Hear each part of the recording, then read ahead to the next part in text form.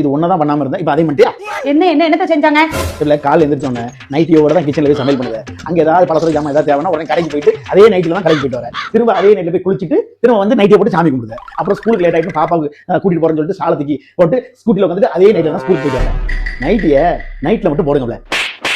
இப்ப நாங்க நைட்டி போடுறதுனாலதான் வந்துட்டு இவருக்கு எல்லாம். நீங்க என்ன எடுக்கிறீங்க?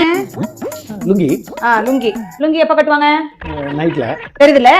மணி என்ன ஆகுது? இன்னும் எதுக்கு கட்டிக்கலாம்ங்கறத? இல்ல ஃப்ரீயா இருக்கும்ல அதான். இவங்க மட்டும் நல்ல ஃப்ரீயா இருக்கணும். நாங்க மட்டும் எந்த நேரமும் சேலை இழுத்து சொல்லிட்டு இருக்கணும், சுடிதார போட்டு சாலை போட்டுட்டு இருக்கணும். இப்ப என்ன நைட்டில குறைஞ்சிட்டு மேல இருந்து கீழே வரைக்கும் நல்லா க்ளோஸ் பண்ணி தானே இருக்குது. சரி, ஆமா, நான் நிறைய நாள் கேட்கணும்னு நினைச்சேன். இந்த லுங்கி எதுக்கு லுங்கி மாதிரியே யூஸ் பண்ண மாட்டேங்க? எங்களை மட்டும் அங்க போனா அதை போடுறது, இங்க போட எல்லா டீ கடையிலையும் போய் பார்த்தாச்சு, எல்லா காய்கறி கடையிலையும் போய் பார்த்தாச்சு. எல்லாரும் லுங்கியோட தான் நிக்காங்க. என்ன பேண்ட் ஷர்ட் போட்டு டக்கிங் பண்ணிட்டு தான் நிக்காங்க. அதுலயும் அந்த தூக்குத பாரு, அது என்ன ஸ்டைல்னே தெரியல. அது என்னது இருக்கு? எல்லாத்தையும் மொத்தமா தூக்கி இப்படி வச்சுட்டு இப்படி நின்று ஒரு பார்வை.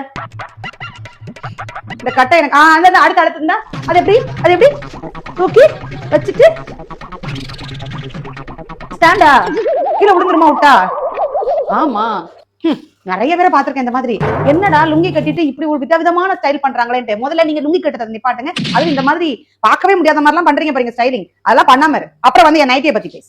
ஒரு இதை சொல்ல வந்தாங்கன்னா உடனே அடிக்கிறோம். ஏமா நீ நைட்டை போட்டு ஸ்கூலுக்கு போமா.